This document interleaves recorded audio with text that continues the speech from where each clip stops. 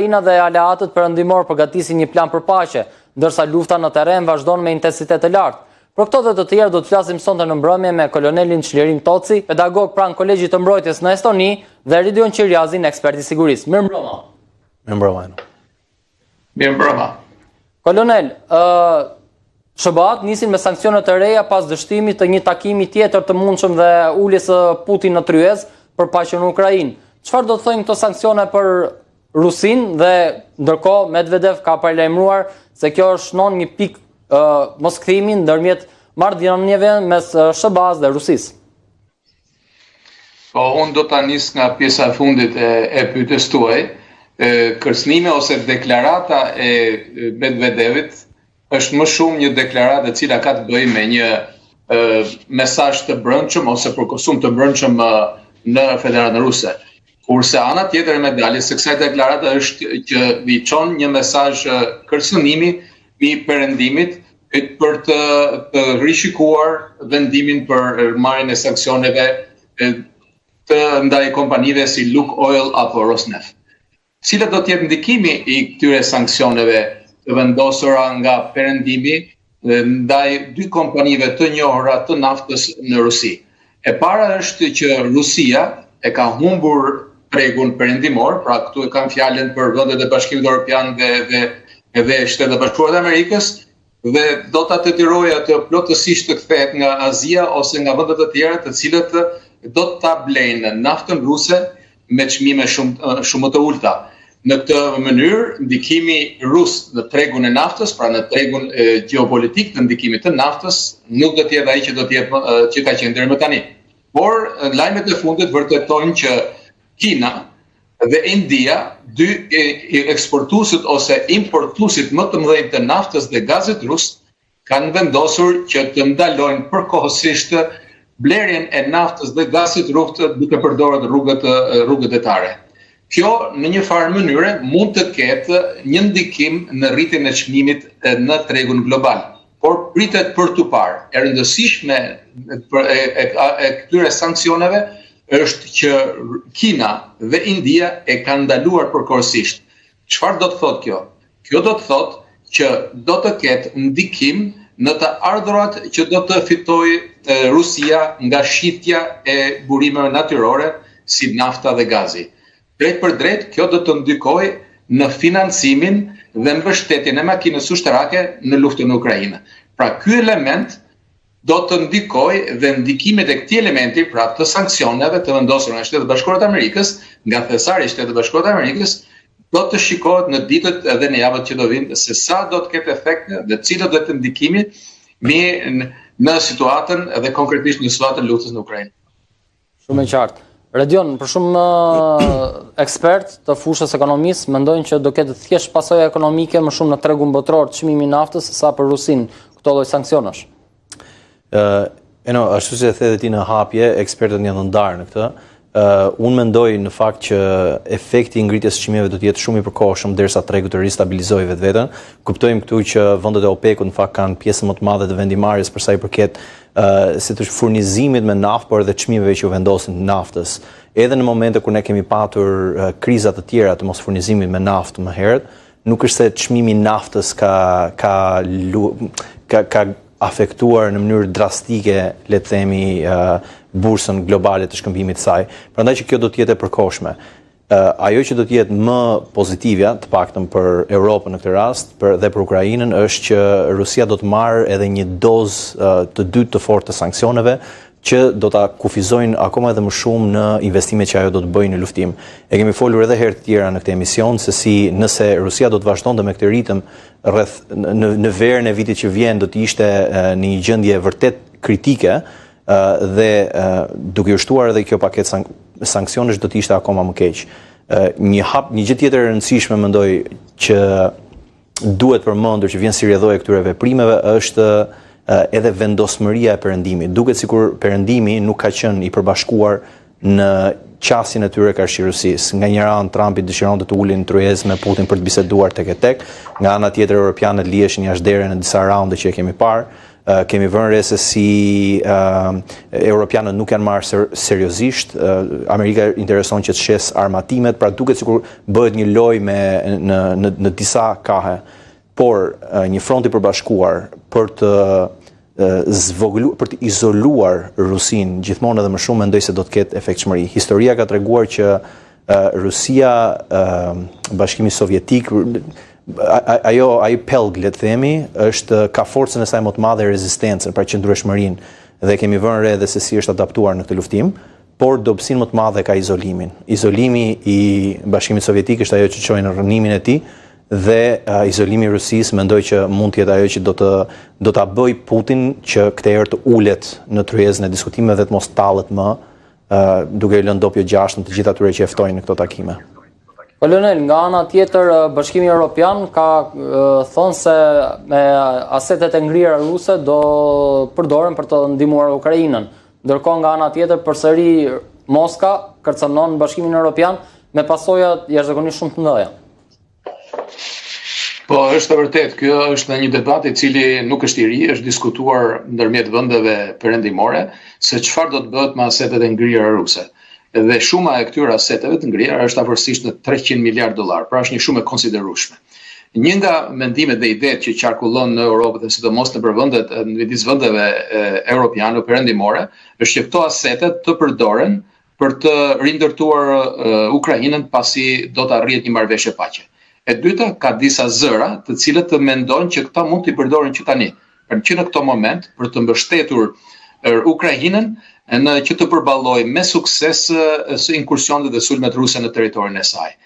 Dhe e treta, mesazhi që jep pra diskutimi i përdorimit të aseteve ruse është që mund të çojë një mesazh të disa vende evropiane, të cilët janë të friksuara për precedentin që mund të krijoj pra përdorimi i aseteve ruse, se kjo mund të ndodhi edhe në raste të tjera në të ardhmen. Dhe e katërta, kjo ka provokuar një reagim nga Rusia, ku Rusia ka dërguar një mesazh kërcënues ndaj perëndimit, që të mos përdori asetet ruse për të ndihmuar Ukrainën apo edhe për rindërtimin e saj pas luftës. Pra këto janë katër mesazhet që dërgon ose që nënvizohen nga diskutimi rreth aseteve, përdorimit të aseteve ruse. A ka gjasa këto që të përdoren? Për momentin ka një problem teknik se si mund të përdoren asetet e ngurtësuara ruse në mbështetjet e Ukrainës. Por nuk është e pamundur. Europianët ose ligjvendësit dhe ligjzbatuesit janë duke komunikuar dhe punuar për të gjetur format dhe mënyrat se si do përdoren këto asete. Dhe gjasat janë që këto asete të përdoren në mbështetje të Ukrainës që në momentin e tanishëm dhe pasi të përfundojë lufta në rindërtimin e saj. Qartë. Redion, përsa i përket samitit të Bashkimit Evropian me Ukrainën, ndërkohë janë rënë dakord për 12 pika. Aktualisht për një pjesë e këtyre pikave që mendohet të çojnë në paqe dhe shkojnë përshtat edhe planit të propozuar nga Donald Trump për paqen dhe armëpushimin në Ukrainë. Po ndërkohë një pjesë e tyre bjen ndesh me kërkesat e Rusisë dhe Rusia i quan si të papranueshme. Sigurisht e që kjo pritej. Dihet që Rusia ka bërë ka disa kërkesa në fakt në tryezë, të cilët ajo i quan vijat kuqe, po sigurisht janë edhe vijat kuqe për Ukrainën. Si për shembull Ukraina të heq dorë nga sovraniteti i tërësisë territoriale të saj, pra lënien e disa krahinave në dorë të Rusisë tashmë, mos armatosin e saj të mëtejshme në mënyrë që të mos jetë më kërcënim dhe mos marrin pjesë në antarësimin e saj në Bashkimin Evropian edhe aq më pak në NATO. Sigurisht që kjo është të luash me sovranitetin e një vendi dhe natyrshëm Ukraina këto i shikon si vijat kuqe gjithashtu. Unë mendoj që kjo është pjesë e lojës së negociatave. Ajo që duhet kuptuar në thelb është që Rusia nuk do të ulet në negociat deri në momentin kur ta shikojë që është në një situatë të vështirë. E vetmi arsye pse ne shikojmë këtë shtyrje të negociatave, mos pranimin e armëpushimit, po dua paqen totale përpara se të kem armëpushimin. Madje duan dhe dorëzimin total të Ukrainës. Patjetër.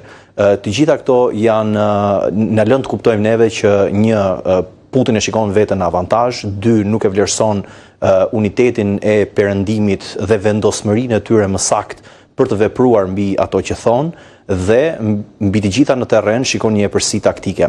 Në momentin kur mendoj Europa së bashku me Shtetet Bashkuara të Amerikës të jenë në një front të përbashkuar dhe të ndjekin me vendosmëri pa lëkundje sanksionet që ata flasin, presionin në aspektin e armatimit, pra në një kohë shumë të shkurtër, ata duhet që patjetër të vazhdojnë të furnizojnë frontin e Ukrainës me armatim, atëherë kur në terren trupave ushtarake ruse të bëhet ferri mbi tokë, vetëm atëherë Putini mendoj do të pranojë që të ulet negociata dhe do të jetë edhe i gatshëm të bëjë koncesione nga ato që ka nisur. Ne kemi thënë që gjithashtu Rusia nuk mund të dalë humbur, ose ndryshe nuk mund të ketë perceptimin e një humbje nga ky konflikt. Ata kanë humbur shumë jetë njerëzish, kanë dëmtuar ekonominë e tyre, por një zgjidhje e mesme art mund të gjendet dhe një pjesë e tyre janë propozuar edhe nga europianët, janë propozuar edhe nga shumë zgjidhje kreative madje, edhe nga Shtetet Bashkuara të Amerikës, por arsyeja pse Putin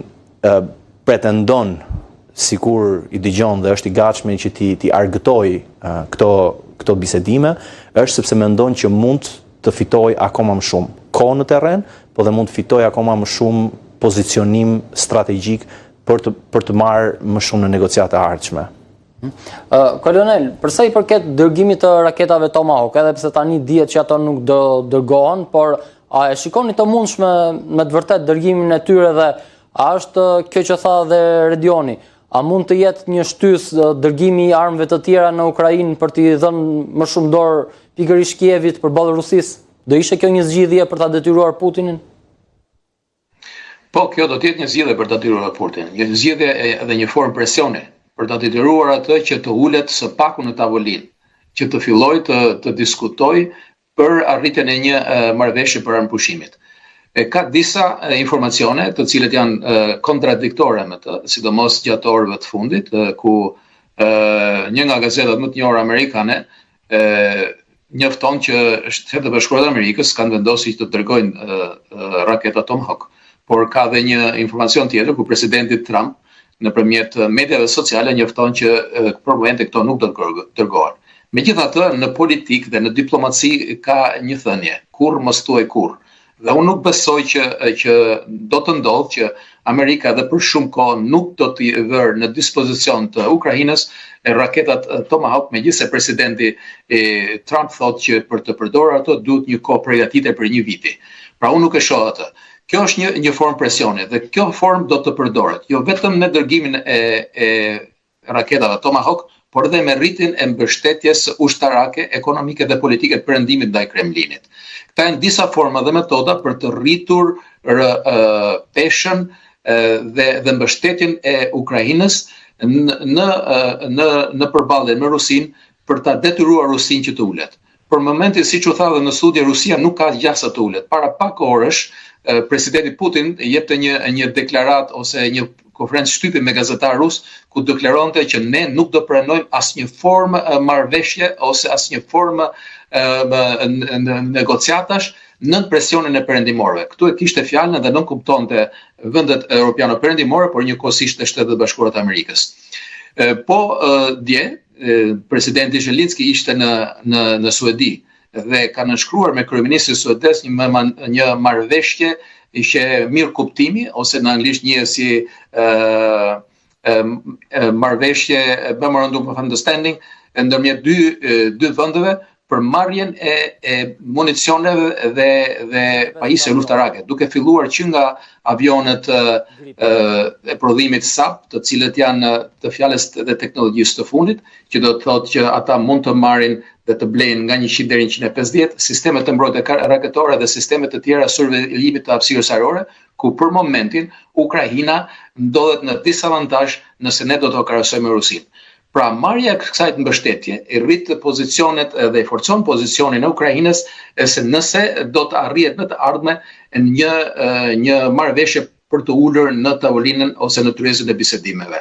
Redion, dhe për fund, Rusia vjen të bombardojë qytetet e Ukrainës, në Kiev, Odesa e tjerë, ndërkohë ka zhvilluar edhe një stërvitje shumë të madhe për armët bërthamore. A është kjo një lloj presioni edhe për perëndimin, për treguar që nuk ka një dorëzim dhe gjithashtu një formë presioni dhe për Ukrainën? Sigurisht është formë presioni, kjo taktikë është përdorur edhe më parë nga zoti Putin që në ndryshimin e strategjisë tyre ushtarake, madje ndryshimin edhe të ligjit të forcave të armatosura për përdorimin e armëve bërthamore, ku nga një kontekst më defensiv kaluan në një kontekst më ofensiv, i cili kategorizonte edhe humbje në fushën e betejës si një arsye për të përdorur ato. Dhe disa herë të tjera ka patur pra stërvitje të tilla dhe janë bërë pikërisht në momentet kur Perëndimi ka tentuar që të veprojë me vendosmëri ndaj Rusisë për të ndëshkuar Rusinë në një formë apo tjetrën. Dhe më duhet të them që për fat keq një pjesë të madhe të rasteve Perëndimi është zbytur pas kësaj këtyre veprimeve të Rusisë dhe uroj që ky të mos jetë rasti i radhës. Mendoj që këto janë më shumë provokime dhe forma të komunikimit strategjik për t'i thënë Perëndimit që Rusia e trajton këtë si një formë agresioni dhe që rrjedhimisht do të veprojë edhe me armë bërthamore. Nuk mendoj që Rusia, që Kremlini nuk është një aktor racional dhe nuk e kupton se çfarë do të thoshte një shkatrim i ndërsjellët i garantuar me armë bërthamore dhe kjo është ajo që unë mendoj se pikërisht duhet të bëj Perëndimi në këtë rast. T'ja bëj tepër të qartë Kremlinit që çdo tentativë për të vënë në zbatim këto protokolle të armëve bërthamore do të përballet me një shkatërim total të Rusisë dhe të gjithë botës ruse dhe nuk do ketë as Putin, as regjim, as forca ruse për shekullin vijim. Dhe pra deterrenca duhet të rikthehet fort në tavolinë në këtë pikë, sepse nëse Perëndimi nuk e kupton që Rusia është tallur mjaftueshëm me ta në këto 2-3 vite, ndërkohë që Perëndimi kërkon paqe, vetëm i kthen faqen tjetër, pastaj tjetrën dhe Putini i kërcet nga një shuplak sa herë që ata e kthejnë faqen, unë nuk e di se kur mund të mësojnë. Redion, të falenderoj shumë. Kolonel Toci, të falenderoj shumë për kohën tuaj. Ju falenderoj juve për ftesën. Kjo është gjithçka për pjesën e parë, rikthehemi pas publicitetit në pjesën e dytë.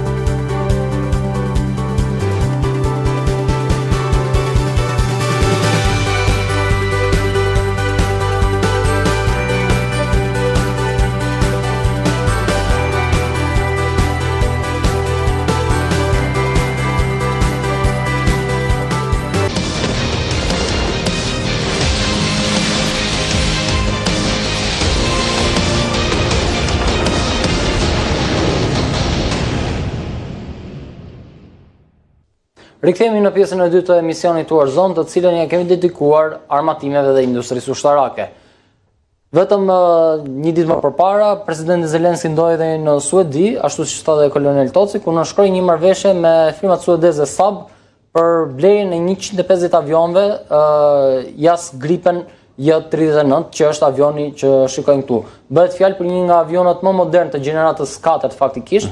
Mendohet se është dhe gjenerata 4.5 aktualisht si avion dhe është një avion shumë rolësh i cili do ishte shumë i domosdoshëm për Ukrainën. Por sa do duhej të prodhohesh 150 avion për Ukrainën dhe sa do i vinin ndihmë këto avion faktikisht Kievit. Por ndërkohë çfarë detajesh tjera mund të themi Redion për këtë lloj avioni? Po, ky avion është një prodhim suedez, siç e tham, i firmës Saab. Ka filluar përdorimin e tij në vitet në 1990 dhe ka edhe disa versione më të përparuara që është duke punuar tani, siç është për shembull Gripen C dhe D. Gripen është emërtimi i avionit. Është një avion relativisht kompakt, me një gjatësi diku ke 14.1 metra dhe me një hapje krash 8.4 metra. I ndërtuar me një eficiencë jashtëzakonisht të lartë në fushën e betejës. Tani për të përgjigjur pak asaj pyetjes sa do e ndihmonin Ukrainën, unë mendoj shumë. Nëse Ukraina këto do t'i kishte në duar menjëherë dhe do të kishte flotën e pilotëve që ti mund të komandonte, pasi për herë të parë do të kalonim seriozisht me një flotë për 150 avionësh luftarak në kapacitete ofensive të Ukrainës dhe mundësinë për të depërtuar edhe në thellësi në frontin e linjave, po. Patjetër. Ndoshta nuk do të bënte udhëtimin dot deri në Moskë dhe në kthim për shkak të distancës të udhëtimit të tyre, por patjetër këto avion do të mund të ndihmonin në kundër sulmin Ukrainës. Ka një lartësi diku te 4.5 metër, pra nga të gjitha këto përmasa kuptojmë që si avion luftarak është relativisht kompakt. Pesha e tij është e ulët 6500 deri në 7000 kg dhe maksimumin e forcës e peshës tërheqëse të tij e ka diku te 14000 kg, pra 14 ton. Është e pajisur me një motor të Volvo 1, suedi dhe sigurisht ka edhe një forcë shumë të madhe shtytse diku tek 2 Mach. Krahasojmë këtu edhe me avionët, prandaj jo më kote tha 4.5. Është shpejt për të qenë. Sepse krahasohet këtu me avion luftarak të gjeneratës së fundit, pra, të cilët fluturojnë po me të njëjtat shpejtësi. Lartësinë maksimale të fluturimit e ka 1500 deri 15000 deri në 16000 metra, ndërsa autonominë rrezën e veprimit diku te 800 km në situata luftarake dhe në qoftë se vendosen botet shtesë të karburantit shtesë mund të arrijë edhe deri në 3000 km lartësi. Është i pajisur sigurisht me të gjitha format e radar Doppler, si dhe në të njëjtën kohë ka elektronikat të sinkronizuara me kaskën e pilotit. Pra, piloti përmes rrotullimit të kokës së tij dhe me sensorët që janë të lidhur me sensorët e avionit, është në gjendje që të drejtojë armatimin, komandim kontrollin me bazën e tyre dhe në të njëjtën kohë edhe ndonjëherë edhe të vetë fluturimit të avionit.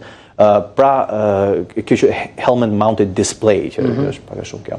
Armatimi kryesor qendror i këtij është një top 27 mm Mauser dhe ka rreth 8 pika të ndryshme takimi për montimin e raketave ose predave të ndryshme. Kryesisht përdoret për funksionet për luftimet ajër në ajër, por gjithashtu ka edhe bomba JDAM apo GBU apo edhe antianijeve të ndryshme. Pra, është një avion multifunksional, ajër në ajër, ajër tok, search and rescue, madje, dhe në atë që quhet suppression of enemy air defense. Pra, supresimin e bazave të mbrojtjes kundër ajrore të armikut. Si avion, karakteristika e veçantë e tij është që operon me një kosto shumë të ulët. Pra, ekonomia e fluturimit dhe logjistika ka qenë një nga prioritetet e këtij avioni në dizajn. Dhe së fundmi janë montuar edhe në versionet Gripen E dhe F, ka edhe një sistem avionik të nivelit lartë që quhet Beyond Visual Range. Pra, avioni është në gjendje që përmes sistemeve inteligjente të godas edhe përtej vizë shikimit të pilotit. Është me të vërtetë një nga avionët më të avancuar në botë, janë aktualisht 7 vende që e përdorin, ndërmjet tyre dhe Britania e Madhe, edhe pse më së shumti e përdor për avion mësimor. Armatimi tjetër që desha ndaleshim Redion është një armë, një avion më saktë, shumë i njohur për Shqipërinë, bëhet fjalë për Shenyang J6, i cili është në të vërtetë versioni kinez, por i MiG-19 i quajtur Ferma në gjuhën e NATO-s, i njohur në emrin në kod. Së fundmi Kina faktikisht ka një numër jashtëzakonisht shumë të madh të këtyre avionëve ende në magazinat e saj, edhe pse ka dalë jashtë prodhimit dhe përdorimit të tij, por së fundmi po përdoret si një avion dron. I është hequr pjesa e mitraillozit që kishte 30 mm dhe armatimet e tjera. Është hequr dhe sedila e pilotit për katapultimin e tij dhe ndërkohë përdoret vetëm si dron. Janë vendosur disa sisteme dhe Kina përveç pjesës që e përdor si dron mosimor për të mësuar pilotët e saj në fluturim, ndërkohë mund të përdoret dhe si një dron kamikaz. Po ndërkohë, siç e dimë, dhe Shqipëria ka pasur një numër jo shumë 70 në zgabohem. Madh për hir të vërtetës, edhe pse ka raportime të kontradiktore, pasi mendohet që faktikisht Shqipëria kishte vetëm MiG-19 të prodhimit rus dhe jo kinez. Për sa i përket MiG-19-s, po kishte MiG-17 dhe sigurisht MiG-21 ose J-7 që mori nga Kina. Çfarë mund të themi për Shenyang J-6? Po, Shenyang J-6 është praktikisht MiG-19, ka filluar prodhimi i tij në vitet 1950 dhe 60, është një ndër avionët më të prodhuar dhe eksportuar në botë. Pra edhe pavarësisht se ky modeli kinez është i tyre, po themi, pra ndërtimi është i tyre, cilësohet si avioni kinez, në realitet ai është praktikisht në pjesën më të madhe të tij MiG-19. Është edhe ky një avion relativisht kompakt, 12.6 metra i gjatë, me një hapje diku tek 9.7 metra krah dhe lartësi 4.1 metra. Pesha e tij bosh varion nga 6300 deri në 6500 kg dhe ka aftësinë që të mbajë peshë maksimale deri në 9.8 ton. Është i shtyr nga 2 motora turbojet, të cilët sipas varianteve të tyre prodhojnë nga 27.000 deri në 30.000 kN forcë shtytje. Shpejtësia maksimale e tij, ndryshe nga avioni i mëhershëm që pam, është pak më vogël, 1.3 deri 1.4 Mach, diku te 1400-1500 km/h, por që përsëri është një shpejtësi e këndshme. Transformimi që është duke i bërë Kina këtij avioni tregon edhe një herë për inovacionin. Pra është një teknologji e vjetër, por nëse ajo mund të përdoret për të riaplikuar në forma të luftimeve moderne, atëherë pse jo. Kështu që unë do të thoya është një gjë interesante të vëzhgohet se si Kina nuk po e flak këtë teknologji, një gjë që edhe ne vetë ndoshta mund të kishim mësuar, mund të kishim përfituar me tope apo edhe me avionët që ne mund kemi pasur. Lartësinë e madhe më të lartë të fluturimit e ka diku te 18.000 metra dhe ka një autonomi relativisht të vogël, 1000 deri 1200 kilometra, bëhet fjalë për cruise, në lartësinë cruise dhe akoma më të vogël në lartësitë luftarake 300 deri në 600 kilometra. Armatimi standard janë topat me 30 mm, por nga ana tjetër ka 4 deri në 6 pika fiksimi, në të cilat mund të mbajë bomba, raketa, kryesisht bomba kundër për bomba air-tok, pra ndryshe për kundër objektivave toksore. Ngarkesa totale që mund të marrë të këtyre bombave është diku te 1200 deri në 2000 kg, jo më kot ka 4 deri në 6 pika fiksimi. Rolet kryesore të përdorimit të këtij avioni janë interceptor supersonik i afërt, ka për shkak të numrit masivitetit të prodhimit të tij lejon një superioritet lokal, pra në një zonë të vogël nga baza e operimit dhe është një avion goditës taktik shumë efektiv kundër objektivave të tokës. Ka një manovrueshmëri relativisht të mirë, të paktën për epokën e vet. Një pjesë e madhe tyre më pas janë përdorur edhe këtu tek ne, për shembull kjo MiG-19 edhe për trajnimin e trupave. Dhe sigurisht është i përhapur në të gjithë botën, që nga vendet aziatike, por edhe shumë vende afrikane kanë këtë avion.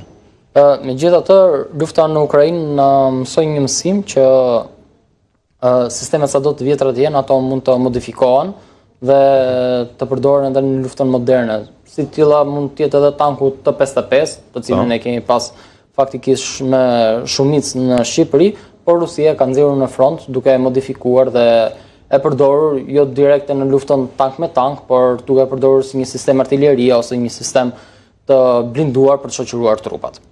Po. Shumë faleminderit Redion për kohën. Faleminderit, no, kënaqësi. Kjo ishte gjithçka për mbrëmjen e sotme, bashkë ritakohemi të shtunën e ardhshme. Natën e mirë.